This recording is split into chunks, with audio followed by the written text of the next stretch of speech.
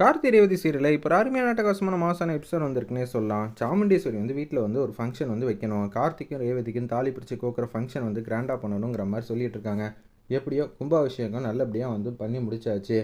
இனிமேட்டுக்கு பாட்டி உனக்கும் எங்கள் குடும்பத்துக்கும் சம்மந்தம் இல்லை, அவ்வளோதான் சொல்லுவேன் அப்படின்னு சொன்னோன்னே, வாங்க எல்லாரும் ஊருக்கு போகலாங்கிற மாதிரி சாமுண்டீஸ்வரி வந்து பேசுகிறாங்க. அப்பன்னு பார்த்து, என்னப்பா நீங்கள் எல்லாம் இந்த ஃபங்க்ஷனுக்கு வந்ததே வந்து ரொம்ப சந்தோஷமாக இருக்குது, நம்ம ஊருக்கு வந்து சிறப்பிச்சு கொடுத்ததுக்கு ரொம்ப நன்றிங்கிற மாதிரி சொல்கிறப்ப, ஏங்க பார்த்து பேசுனது போதும் வீட்டுக்கு வாங்கங்கிற மாதிரி சொன்னோன்னே, காரில் ஏறி ஒட்டுமொத்த குடும்பமும் வந்து வீட்டுக்கு வராங்க. பாட்டிக்கிட்ட வந்து நம்ம கார்த்தி வந்து பேசிகிட்டு இருக்காப்புல, நீங்கள் எதுக்கும் கவலைப்படாதீங்க, ஊருக்கே வராதவங்கள ஊருக்கு வர வச்சாச்சு, ஃபங்க்ஷனையும் நல்லபடியாக வந்து பண்ணி முடிச்சு கோயிலையும் திறந்தாச்சு. இப்போ நமக்கு அவங்க இவ்வளோ தூரம் இறங்கி வந்ததே பெருசு. கொஞ்சம் கொஞ்சமாக அவங்க மனசை மாற்றி ரெண்டு குடும்பத்தையும் ஒன்றாக்கிடுறாங்கிற மாதிரி கார்த்தி சொல்லிட்டு அப்படியே வீட்டுக்கு வந்துடுறாங்க. சரிங்க, ஃபங்க்ஷன் வந்து நல்லபடியாக நடத்தி கொடுத்தாச்சு, அது வரைக்கும் சந்தோஷம்தான் அப்படின்னு சொல்லிட்டு இருக்கிறப்ப, ஆமாம் என் மனசுக்கு திருப்தியாக இருக்குது, அடுத்தது நம்ம வீட்டில் வந்து இன்னொரு ஃபங்க்ஷன் இருக்குங்கிற மாதிரி சொன்னோன்னே யாருக்கும் ஒன்றும் புரியல. சே, இவன் யார் என்ன ஏதுன்னு ஊரில் இருக்கும்போதே கண்டுபிடிக்கணும்னு பார்த்தா சத்தியமாக முடியாமையே போயிடுச்சு. சந்திரகலா வந்து கேவலமாக வந்து யோசிக்கிற மாதிரி காட்டுறாங்க.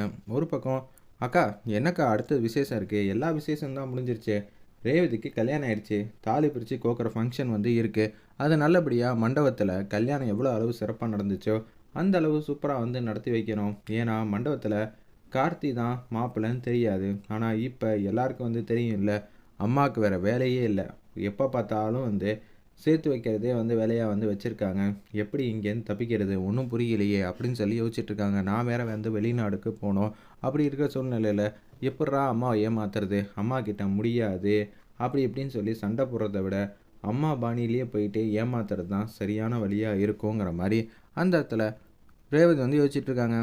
என்ன ரேவதி பதிலே சொல்ல மாட்டேங்கிற, உன் விருப்பம் என்ன ஏதுன்னு எனக்கு இப்பயே தெரிஞ்சிடணும், உன்னை உண்டுன்னா உண்டுன்னு சொல்லி இல்லைன்னா இல்லைன்னு சொல்லிவிடு, அம்மா இவ்வளோ தூரம் சொல்கிறாங்க, நம்ம முடியாதுன்னு சொன்னால் கண்டிப்பாக என்னை கேட்கவா போகிறாங்க, நிச்சயம் கேட்குறதுக்கு வாய்ப்பு இல்லை, அவங்க பிடிச்சவங்களுக்கு 3 கால் தான் சொல்லுவாங்க, அப்படி இருக்கிற சூழ்நிலையில் சரிம்மா எல்லாம் உங்கள் விருப்பம் நம்ம ரேவதி வந்து சொல்லிடுறாங்க. உடனே சந்திரகலா வந்து பேசுகிறாங்க, அக்கா தாலி பிரித்து கோக்குற ஃபங்க்ஷன் தானே, சிம்பிளாக வந்து பண்ணிடலாமே வீட்டு அளவில், அதெல்லாம் முடியாது, நம்ம குடும்பத்துக்குன்னு ஒரு கௌரவம் இருக்குல்ல, அதுபடி தான் வந்து நடத்தி வைக்கணும், எல்லாருக்கும் கார்த்தியும் ரேவதியும் ஒத்துமையாக இருக்காங்கங்கிறத நிரூபிச்சுக்கிறதுக்காக தான் இது மாதிரி மண்டபத்தில் கூப்பிட்டு வச்சு நடத்துறது, நம்ம சந்தோஷமாக வந்து செஞ்சு வைப்போங்கிற மாதிரி சொன்னோன்னே, மாப்பிள்ளை இந்த பொறுப்பை எல்லாத்தையும் நீங்களே பார்த்துக்கங்கன்னு சொல்லி மயில் வாகனத்துக்கிட்ட ஒத்த மொத்த பொறுப்பையும் வந்து கொடுக்குறாங்க. சரி மாப்பிள்ளை, நீங்கள் பார்த்துப்பீங்கன்னு நான் நம்பிக்கை இருக்குன்னு சொல்லிட்டு போகிறாங்க. அப்பாடா, ரேவதி மனசை மாற்றுறதுக்கு இது அடுத்த கட்ட முடிவாக இருக்கும். மாப்பிள்ளை நீங்கள் சொல்கிறதெல்லாம் வாஸ்தவம் தான், ராஜராஜனும் மயில் வாகனும் பேசுகிறாங்க, நான் சொல்கிறது மட்டும் கேளுங்க, இத்தனை நாள் வந்து கார்த்தி நமக்காக பாடுபட்டார், இனிமேட்டு நம்ம கார்த்திக்காவை தான் பாடுபடணும், என்னமாம்மா சொல்கிறீங்க, ரேவதியும் கார்த்தியும் வந்து சேர்த்து வைக்கணும், அது மட்டும்தான் நமக்கான குறிக்கோளாக இருக்கணும் அப்படின்னு சொல்லி யோசிக்கிறாங்க. இதுக்கு நிச்சயம் சகலை வந்து ஒத்துப்பாரா, நிச்சயம் அவர் ஒத்துக்க மாட்டார், ரேவதி சுத்தமாக வந்து சகலையை பிடிக்காமையே வந்து இருக்கா, அதுவும் ஒரு பிரச்சனையாகவே இருக்கே, ரேவதி மனசை நம்ம எப்படி மாற்ற போகிறோம்னு எனக்கு சுத்தமாக வந்து தெரியலங்கிற மாதிரி யோசிச்சிட்ருக்காங்க அந்த இடத்துல. அப்போன்னு பார்த்து, கஷ்டம்தான் இல்லைன்னு சொல்லலை, ஆனால் மாற்ற முடியாத விஷயம் இல்லை, மகேஷை கூப்பிட்டு வச்சு எல்லா உண்மையும் சொல்லலான்னு பார்த்தா மகேஷ் எங்கே இருக்கானே தெரியல அப்படின்னு சொல்லிட்டு இருக்கிறப்ப, ரேவதி மாட்டுக்கும் இனிமேட்டு இங்கே இருக்க வேணாம், ரூம்குள்ளே வந்து போகலான்னு சொல்லிட்டு அப்படியே போகிறாங்க. கல்யாணத்துக்கு ஏகப்பட்ட புடவை நகை எல்லாத்தையும் வாங்கணுங்கிற மாதிரி, தாலி பிரித்து கோக்குற ஃபங்க்ஷனுக்கு புது தாலி செயின் இதெல்லாம் எடுக்கணுங்கிற மாதிரி எல்லோரும் வந்து யோசிச்சுட்ருக்காங்க.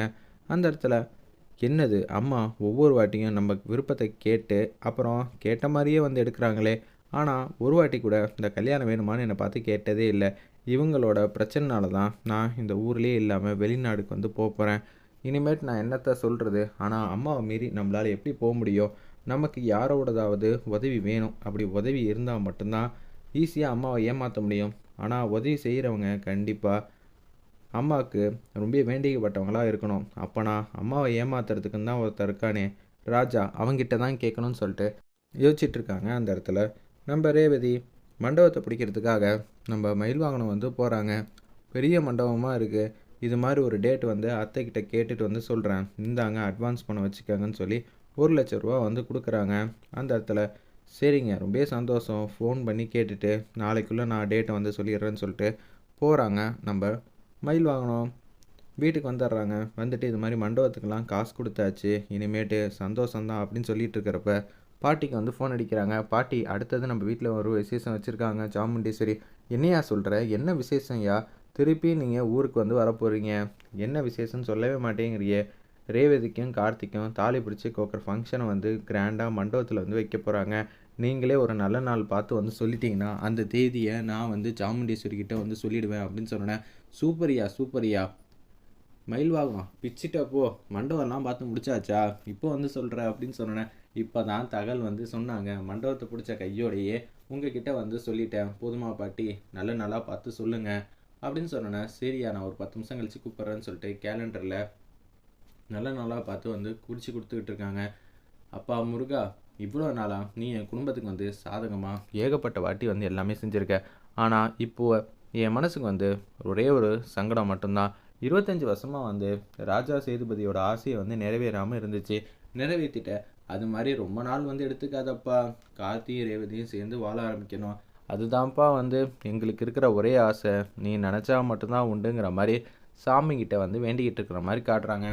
கார்த்தி வந்தோடனே கார்த்திகிட்ட வந்து கேட்குறாங்க, நம்ம ரேவதி, ஏன்பா எனக்காக ஒரு உதவி செய்ய முடியுமா அப்படின்னு சொன்னேன். என்ன உதவி வேணும்? அம்மாவை ஏமாற்றி என்னை எப்படி இருந்தாலும் வந்து வெளிநாடு கூட்டிகிட்டு போக வேண்டியது உன்னோட பொறுப்புங்கிற மாதிரி சொன்னேன். என்னோட பொறுப்பா? நிச்சயம் இதுக்குள்ளெல்லாம் நான் வரமாட்டேன். அப்பாவோட ஆசையை நிறைவேற்றுறதுக்கு நான் வந்து உதவி செஞ்சல. என் ஆசையை வந்து நிறைவேற்றணுன்னா அது உன் கையில் தான் இருக்குது. நீ தான் வந்து நிறைவேற்றி தரணுங்கிற மாதிரி அந்த இடத்துல சொன்னோன்னே சரிங்கிற மாதிரி யோசிக்கிறாங்க. அந்த இடத்துல எதுவும் சொல்லாமல் கார்த்தி மட்டுக்கும் போகிறாங்க. என்னது எதுவும் சொல்லாமல் இவன் மட்டுக்கும் போகிறான்? இவன் அம்மா கிட்ட நம்ம விஷயத்த வந்து சொல்லிட்டானா என்ன பண்ணுறது? என்ன அம்மாட்ட போய் சொல்லிடுவியா? நான் யாருக்கிட்டேயும் பிரச்சனைக்கு போக மாட்டேன். யாரை பற்றின இருக்கிற விஷயத்தையும் யாருக்கிட்டேயும் சொல்லவும் மாட்டேன் அப்படின்னு சொன்னேன். சரி, அதையும் தான் பார்ப்போம். இந்த விஷயத்துலையாவது நீ எனக்கு உண்மையாக இருக்கியான்னு பார்ப்போங்கிற மாதிரி சொன்னோன்னே கார்த்திக் கடுப்பாய் வெளியில் வந்து வராங்க. மயில் வாங்கின வந்து பார்க்குறாங்க. என்ன கார்த்தி, என்ன நடந்துச்சு? ஏன் இவ்வளோ சோகமாக இருக்க? அவள் வெளிநாடுக்கு போக போகிறாங்கிற விஷயத்த வந்து இவங்க யார்ட்டையும் சொன்னோன்னா சரிப்பட்டு வராது. இவங்க வந்து சங்கடப்பட்டுக்கிட்டு இருப்பாங்க. என்ன செய்கிறதுன்னு ஒன்றும் புரியலையே அப்படின்னு சொல்லி யோசிச்சுட்டு இருக்காங்க. அந்த இடத்துல நம்ம கார்த்தி மாட்டுக்கும் ஏதோ ஒரு உண்மையை மறைக்கிற மாதிரி தானே தெரியுது. அப்படியெல்லாம் ஒன்றும் இல்லைன்னு சொல்லிட்டு அவர் மாட்டுக்கு வந்து போகிறாங்க. என்ன மாமா, என்ன நடந்திருக்கும்? இது தெரியாதா மாப்பிள்ள? ரேவதி கண்ணா அப்படின்னான்னு கார்த்தி வந்து திட்டியிருப்பா.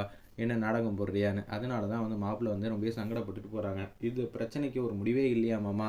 கார்த்தி வந்து எவ்வளோ தான் வந்து நம்ம குடும்பத்துக்காக வந்து மல்லு கட்டிட்டு எல்லா பிரச்சனையும் வந்து சமாளிச்சிட்டு இருக்காங்க. வீட்டில் வந்தால் ரேவதி பிரச்சனை, அப்புறம் கார்த்திங்கிற உண்மை யாருக்கும் தெரியக்கூடாது. வெளியில் போனால் சிவனாண்டி விரும்பினால பிரச்சனை, பிரச்சனை மேலே பிரச்சனை மட்டும்தான் இருக்குது. சகலைக்கு சந்தோஷமே இல்லாமல் இருக்கேங்கிற மாதிரி சொல்லும்போது அது எல்லாத்தையும் நம்ம தான் மாப்பிள்ள வந்து கார்த்திக்கு எந்த பிரச்சனையும் இல்லாமல் பக்கபலமாக இருந்து செஞ்சு தரணுங்கிற மாதிரி சொல்கிறாங்க. சரி மாமா, பாட்டிக்கிட்ட வந்து சொல்லிட்டேங்கிற மாதிரி சொன்னேன். அம்மா என்ன சொன்னாங்க? அம்மாவே வந்து டேட்டை குறித்து தரேன்ட்டாங்க. நான் வந்து ஜோசியரை பார்த்து டேட்டை வாங்கினேங்கிற மாதிரி சொல்லிடலாம் அப்படின்னு சொல்லி யோசிச்சுட்டு இருக்காங்க. அந்த இடத்துல நம்ம மயில் வாகனமும் ராஜராஜனும். வெயிட் பண்ணி பார்ப்போம்.